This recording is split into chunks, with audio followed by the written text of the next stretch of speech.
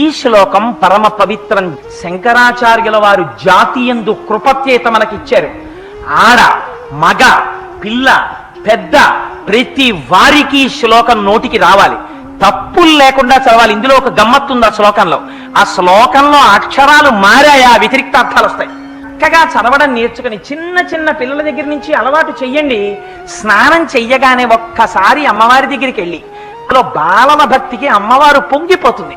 కూర్చుని అమ్మా శరజ్యోత్స్నా శుద్ధాం శశయుత జటాజూటమకుటాం వరత్రా సత్రాన స్ఫటిక ఘుటికా పుస్తకరాం సకృన్నత్వా నత్వా కథమివ సతాం సన్నిదదతే మధుక్షీరద్రాక్షా మధురి మధురీణా ఫణితయః అని రోజు అది చదవడం నేర్పండి.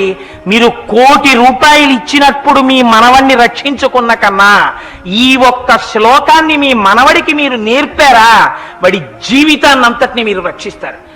ఏదో ఒకనాడు వాడలా చెప్పగా చెప్పగా చెప్పగా చెప్పగా వాడి మనస్సు నిలబడుతుంది. ఆనాడు అమ్మ కృప వాడి ఎందు ప్రసరిస్తుంది. అమ్మ అనుగ్రహం కలిగిందా వాడు ఏ స్థితికైనా వెళ్ళొచ్చు. అందుకని ప్రతి వాళ్ళు మాకెందుకండి, మేము పెద్దవాళ్ళం అయిపోయాయి కదా, మాకెందుకు ఈ శ్లోకాలు అనుకోకండి. జ్ఞానము కావాలి కదా.